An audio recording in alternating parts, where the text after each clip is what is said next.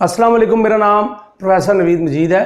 अब मैं आपको इलेक्ट्रोस्टैटिक्स का एक बहुत ही इंपॉर्टेंट टॉपिक पढ़ा रहा हूँ और वो कुछ यूँ है कि electric flux through a close surface and Gauss's law. अब इलेक्ट्रिक फ्लक्स पढ़ाने से पहले आपको पता होना चाहिए कि इलेक्ट्रिक फील्ड लाइंस क्या होती हैं। यह आपने इसी चैप्टर में स्टार्ट में पढ़ा है कि इलेक्ट्रिक फील्ड लाइंस वो इमेजिनरी लाइंस होती हैं जो पॉजिटिव चार्ज से नेगेटिव चार्ज की तरफ होती हैं। जैसे कि आप देख रहे हैं, ये इलेक्ट्रिक फील्ड लाइंस का कंसेप्ट माइकल फैराडे ने इंट्रोड्यूस किया था। माइकल फैराडे ने सबसे पहले जनरेटर बनाया था और मैग्नेट की मदद से मोटर बनाई थी। अब फ्लक्स का मतलब क्या होता है? फ्लक्स का मतलब किसी सरफेस में से किसी चीज का फ्लो करना। मतलब वाटर फ्लक्स का मतलब होगा वाटर का किसी सरफेस में से फ्लो करना। तो इसी तरह इलेक्ट्रिक फ्लक्स का मतलब क्या होगा कि इलेक्ट्रिक फील्ड लाइंस का किसी सरफेस में से फ्लो करना। और इलेक्ट्रिक फ्लक्स की फिजिकल डेफिनेशन है कि number of electric field lines passing through a surface. अब देखें, ये एक सरफेस है और इसमें से 1 2 3 4 5 फील्ड लाइंस परपेंडिकुलरली पास हो रही हैं और यही इलेक्ट्रिक फ्लक्स है। यानी number of electric field lines passing perpendicularly through a surface is called electric flux. अब सरफेस को फिजिक्स में एरिया एलिमेंट भी कहा जाता है। एलिमेंट का मतलब कोई चीज, कोई शय, तो ऐसी शय जिसका एरिया होता है यानी सरफेस। अब इलेक्ट्रिक फ्लक्स का मैथमेटिकल फॉर्मूला आपने इस टॉपिक से पिछले टॉपिक में ड्राइव किया है, तो थोड़ी सी मैं उसकी आपको इंट्रोडक्शन दे देता हूं ताकि आपको ये लेक्चर भी समझ आए, क्योंकि इसका इससे ताल्लुक है। देखिए, ये एक प्लेन सरफेस है या फ्लैट सरफेस है। जैसे आपकी कॉपी एक फ्लैट या प्लेन सरफेस है, तो ये फ्लैट सरफेस है। ये इलेक्ट्रिक फील्ड है जो पॉजिटिव से नेगेटिव की तरफ है। आपने इस चैप्टर के स्टार्ट में पढ़ा कि इलेक्ट्रिक फील्ड की डायरेक्शन वही होती है जो इलेक्ट्रिक फील्ड लाइन की डायरेक्शन है, स्ट्रेट लाइन में। अगर फील्ड लाइन स्ट्रेट है तो जो फील्ड लाइन की डायरेक्शन है वही इलेक्ट्रिक फील्ड की डायरेक्शन है, पॉजिटिव से नेगेटिव।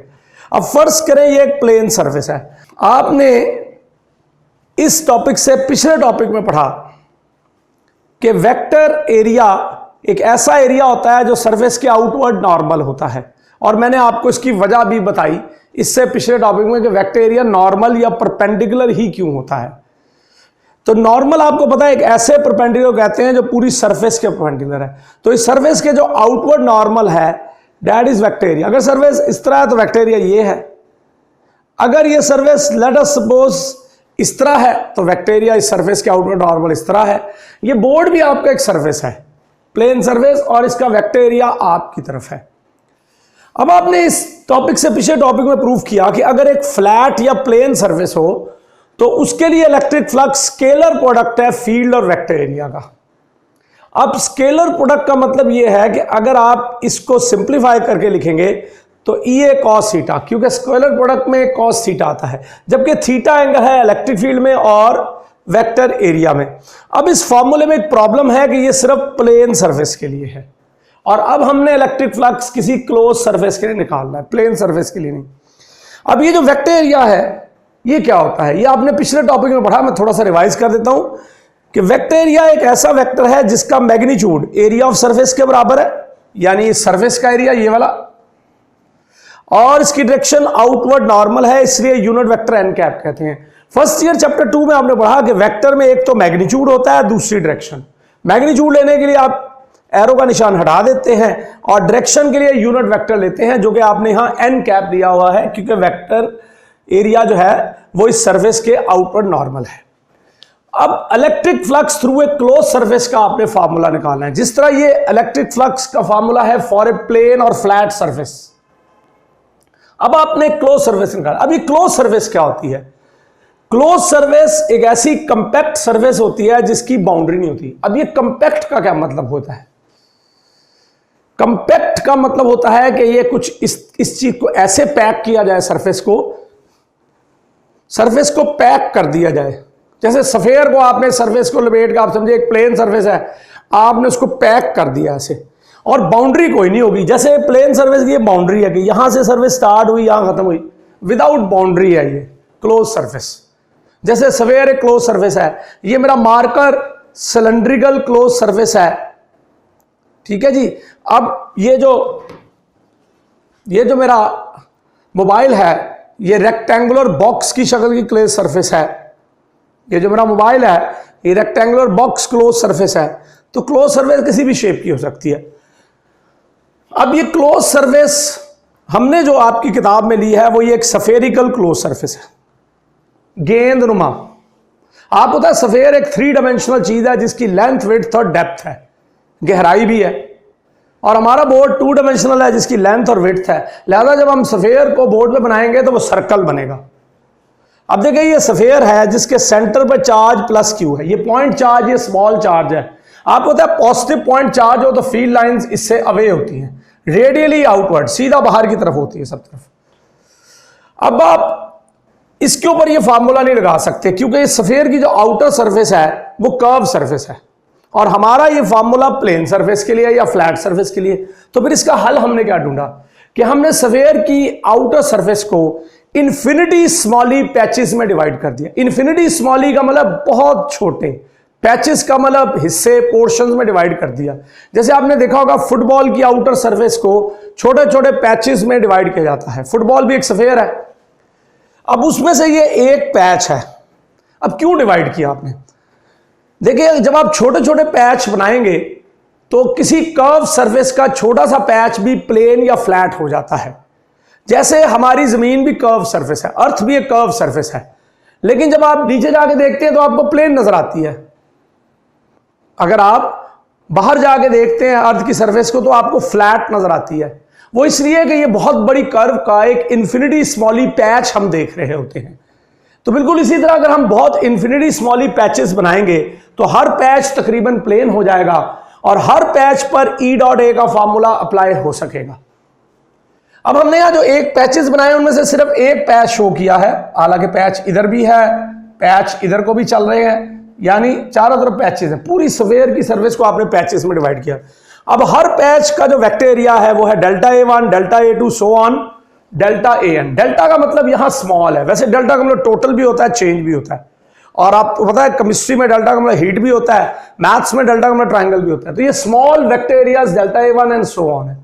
अब देखिए ये इस पैच है, ये वाला पैच, इसका वेक्टर एरिया इस सरफेस के आउटवर्ड नॉर्मल होगा और फील्ड भी आउटवर्ड नॉर्मल है, रेडियल है, सीधी बाहर। आप इसको 3D में आइए, ये सफेयर सपोज कीजिए, यहां सेंटर पे चार्ज है, फील्ड लाइन सब तरफ रेडियली बाहर है और हर सरफेस का वेक्टर एरिया भी इधर भी आउटवर्ड नॉर्मल है। इसका मतलब है कि हर सरफेस पर फील्ड और वेक्टर एरिया में एंगल थीटा जो है वो 0 डिग्री होगा। मसलन ये आपके पास यहां पर डेल्टा A2 होगा और ये फील्ड E2। अब ये E2 का मतलब क्या होगा? जैसे E1 है electric field at patch number 1, इसी तरह E2 होगी electric field at patch number 2।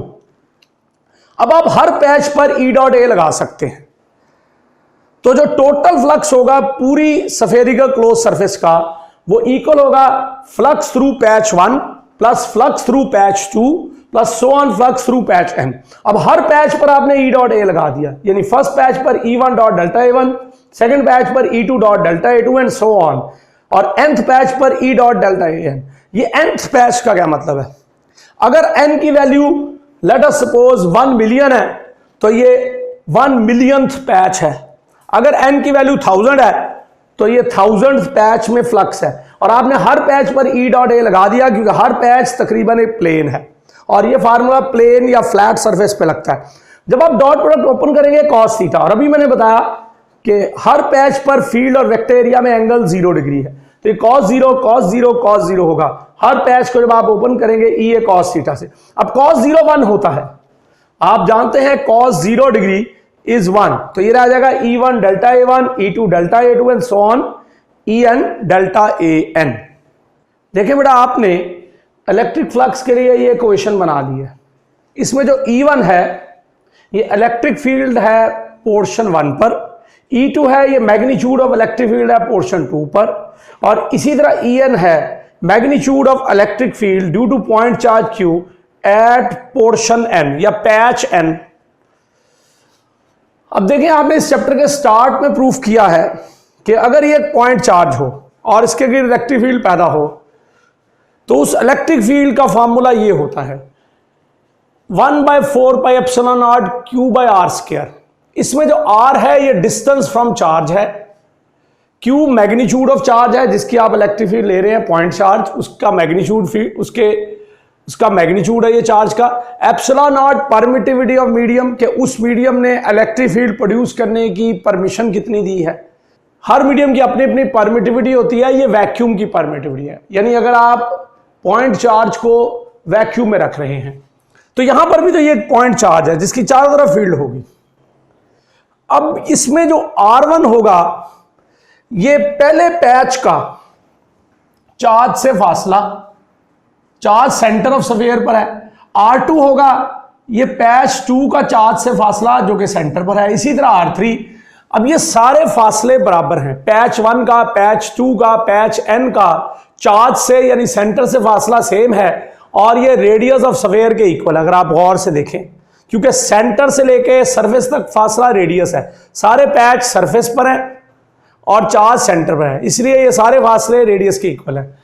अब देखिए बेटा, अगर R इक्वल होगा तो फिर इलेक्ट्रिक फील्ड का मैग्नीट्यूड भी हर पैच पर सेम होगा, क्योंकि देखें R अगर सेम है, ε0 तो वैसे ही कांस्टेंट है, चार्ज भी एक ही है, कांस्टेंट है, तो अगर डिस्टेंस भी हर पैच का सेम है तो इलेक्ट्रिक फील्ड भी हर पैच पर सेम होगी, पैच 1 पर, पैच 2 पर, पैच n पर। लेट अस सपोज वो E के इक्वल है। तो अब अगर आप इस इक्वेशन 1 को देखें तो इसमें आप E1, E2 so on En की जगह E लिख सकते हैं, यानी E delta A1 plus E delta A2 E delta AN। अब आप इसमें से E कॉमन ले लें। अब ये E का फार्मूला ये है 1/4πε0 Q/r²। अब सरफेस पे जितने पैचेस हैं, अगर तमाम पैचेस के एरिया को ऐड कर ले तो वो पूरी सरफेस का एरिया आ जाएगा, यानी स्फीयर की पूरी आउटर सरफेस का एरिया। और आपने मैथ्स में पढ़ा कि स्फीयर की सरफेस का टोटल एरिया 4πr², यानी इस सारे की जगह 4πr² लिख सकते हैं। कई बच्चे कंफ्यूज हो जाते हैं, वो कहते हैं नहीं सर 4/3πr³। बेटा वो स्फीयर का अंदर वाला वॉल्यूम है, ये स्फीयर की आउटर सरफेस का टोटल एरिया है जो इन तमाम पैचेस के एरिया के सम के बराबर है। अगर आप यहां गौर से देखें तो यहां r² और r² कैंसिल हो रहा है, 4π और 4π कैंसिल हो रहा है, 4π और 4π भी कैंसिल हो रहा है। तो आपके पास जो फॉर्मूला आ गया फ्लक्स का वो Q/ε0 है। यहां से हमें यह कंक्लूजन हुई कि क्लोज सरफेस का जो इलेक्ट्रिक फ्लक्स है वो दो बातों पर डिपेंड करता है। एक तो मीडियम पर, क्योंकि हर मीडियम की परमिटिविटी डिफरेंट होगी, और दूसरा चार्ज इनक्लोज बाय सरफेस, के इस सरफेस के अंदर कितना चार्ज है। इनक्लोज का मतलब अंदर, यानी यहां तो बस एक ही चार्ज है Q। अब लेट अस सपोज अगर यहां ज्यादा चार्जेस होते, मतलब Q1 Q2 Q3 Q4 4 होते, तो फिर आप यहां लिखते Q1 plus Q2 plus Q3 plus Q4। अब ये जो फ्लक्स का फार्मूला ये भी शो कर रहा है कि फ्लक्स क्लोज सरफेस की शेप या ज्योमेट्री पर डिपेंड नहीं करता, और इसके अलावा उसके साइज पर भी डिपेंड नहीं करता। देखिए, अगर मैं इसको डायग्राम से शो करना चाहूं तो ये देखिए, मैं एक और सरफेस बना रहा हूं ब्लू कलर की। देखिए ये इरेगुलर सी शेप की मैं सरफेस बना रहा हूं ऐसे, ये सारी। अब इसका साइज इस स्फीयर से ज्यादा है, शेप भी डिफरेंट है, लेकिन जितना फ्लक्स इस स्फीयर में होगा उतनी इस क्लोज सरफेस इरेगुलर में होगा, जो आर्बिट्रेरी शेप यानी नामालूम शेप या इरेगुलर शेप की है। क्यों? वो इसलिए कि जितनी फील्ड लाइंस इस स्फीयर में से गुजरेंगी वो सारी की सारी इसमें से भी गुजरेंगी। और flux number of field lines होता है, ये इसकी फिजिकल डेफिनेशन है। मैथमेटिकल डेफिनेशन तो ये है कि ये स्केलर प्रोडक्ट है फील्ड और वेक्टर एरिया का, लेकिन physically number of field line same गुजर रही हैं। तो थ्योरेटिकली भी पता लग रहा है कि फ्लक्स सेम है, शेप और साइज पर डिपेंड नहीं कर रहा। ये वाली शेप भी चेंज है, साइज भी चेंज है। क्यों फ्लक्स सेम है यहां? क्योंकि स्फीयर के अंदर भी चार्ज इनक्लोज सिर्फ Q ही है, और ये जो इरेगुलर सरफेस है इसके अंदर भी चार्ज इनक्लोज Q ही है। अब इसी फार्मूले को Q/ε0 को ऐसे भी लिखा जा सकता है, 1/ε0 टाइम्स Q, टाइम्स का मतलब मल्टीप्लाई बाय Q, जबकि Q charge enclose by the close surface है, कि सरफेस के अंदर कितना चार्ज है। अगर एक से चार्ज हो तब भी अप्लाई होता है। अब इसी इक्वेशन को गॉसेस लॉ कहते हैं। ये कैलकुलेशन भी एक्चुअली गॉस ने ही की थी, और ये लॉ ये है कि electric flux through a close surface is equal to 1/ε0 times का multiplied by the total charge enclose by surface. फिर से सुन लीजिए, electric flux through a close surface is 1/ε0 times the total charge enclose by surface. अभी तो लग रहा है कि ये सिर्फ एक फार्मूला है, इसका आपको प्रैक्टिकली फायदा कोई नहीं, लेकिन अगले टॉपिक्स में आपको पता लगेगा कि ये गॉसेस लॉ बहुत अहमियत का हामिल है मुख्तलिफ जगहों पर इलेक्ट्रिक फील्ड की वैल्यू को कैलकुलेट करने के लिए। अब ये जो कार्ल फ्राइडरिच गॉस है, इसी ने गॉसेस लॉ पेश किया था, जो मैंने भी आपको पहले बताया। ये एक जर्मन मैथमेटिशियन था जो 30 अप्रैल 1777 में पैदा हुआ था। अब ये जो गॉस है, वो कहते हैं ना, होनहार बरवा के चिकने चिकने पात, तो इसका भी यही हाल था। जब ये 3 साल का था तो ये बड़े कॉम्प्लेक्स किस्म के क्वेश्चंस मैथमेटिक्स के सॉल्व कर देता था। तो यानी इसका बचपन से ही पता लग गया था कि ये बहुत ही होनहार है। अब ये जर्मन यूनिवर्सिटी में प्रोफेसर भी रहा, और ये 30 अप्रैल 1777 में पैदा हुआ।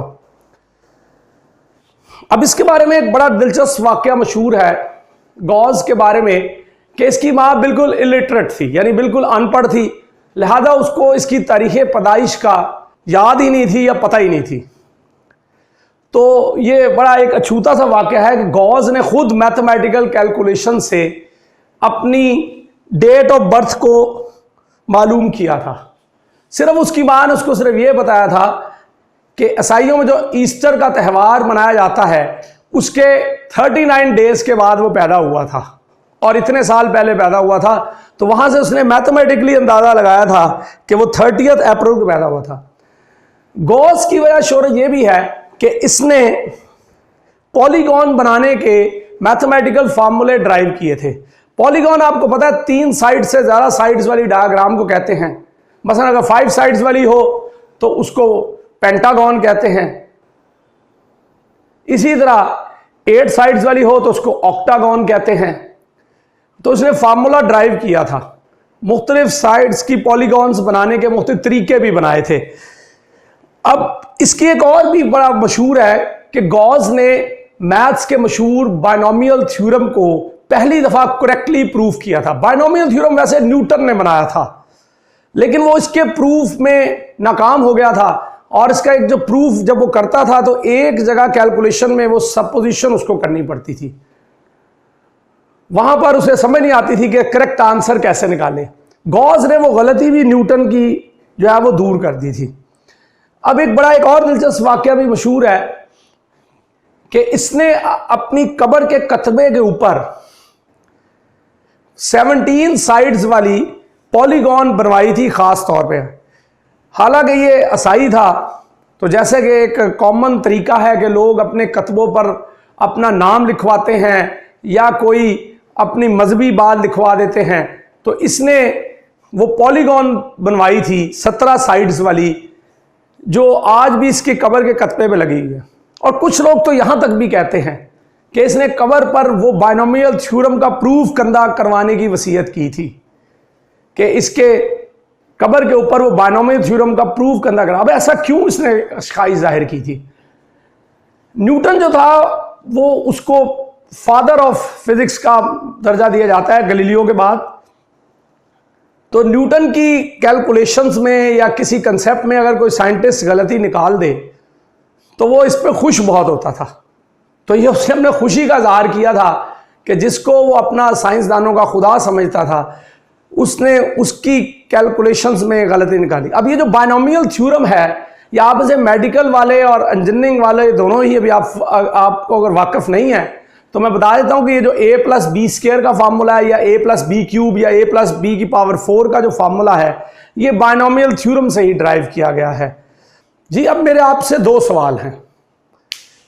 पहला सवाल ये है कि मैंने ये फार्मूला स्फेरिकल क्लोज सरफेस से ड्राइव किया है, और बाद में मैंने कहा कि ये फार्मूला हर शेप की सरफेस पर अप्लाई होगा।